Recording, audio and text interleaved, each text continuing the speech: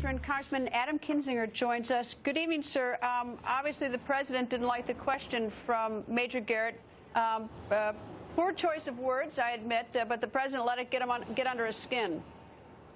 I got to be honest with you, Greta. I watched the press conference. Truthfully, it was one of the most classless press conferences I've ever seen by the president. I mean, he was offended all the time. He was angry.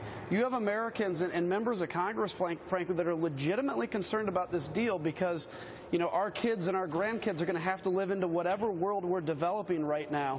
And his reaction to anybody questioning this, you know, brilliant deal he came up with was, that's politics. He compared Assad to politicians, the brutal dictator in the Middle East. He said, oh, Republicans are just trying to make an issue of it here. And if you don't like my deal, then you're in favor of World War III, basically. I thought Major Garrett had a great question, which is, why were these four not included in this negotiation, especially when you caved on every one of these issues? And the president obviously had offended him because maybe he's sensitive about it. I think the question was a good one, Congressman. I think the problem was he said he's content as though he somehow enjoyed it. I think that was the problem, and I think that, you know, it was a bad choice. And I don't think that's what Major meant. I've known Major for years. I worked with him over another network. I worked with him here. But the point is that the president, rather than sort of rising above it, you know, he scolded him in front of the entire press corps, and it was was an announcement to everybody about, you know, that he's feeling under pressure about this. And, you know, he can't even go to the Hill to sell to the Democrats. He had to send the vice president. So he's feeling very much on edge, and he was showing it.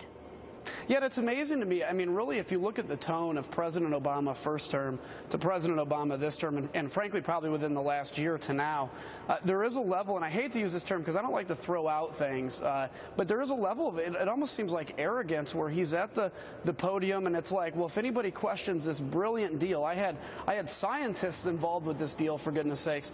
Here's my point. So From if MIT. I was Saudi Arabia.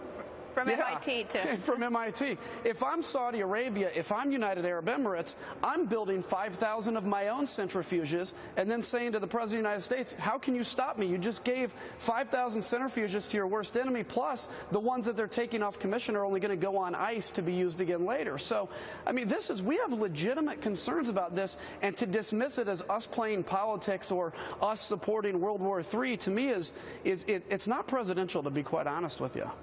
I take it. I mean, I assume that you're going to take a close look at this and read the deal. But once you do that, I mean, what's your sort of thinking tonight, just sort of the broad framework of which you are aware of?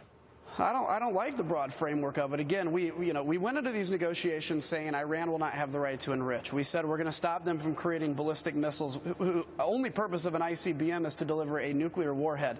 That's relaxed in 8 years. It does nothing about Iranian behavior in the Middle East, and in fact gives them hundreds of billions of dollars of which to further destabilize the Middle East. And as I mentioned, if you're Jordan, if you're Turkey, if you're Saudi Arabia, UAE, etc., you're going to look at this and say, I'm going to do nuclear-wise exactly what Iran has the ability to do, because I don't want to be at a disadvantage if Iran decides to go nuclear.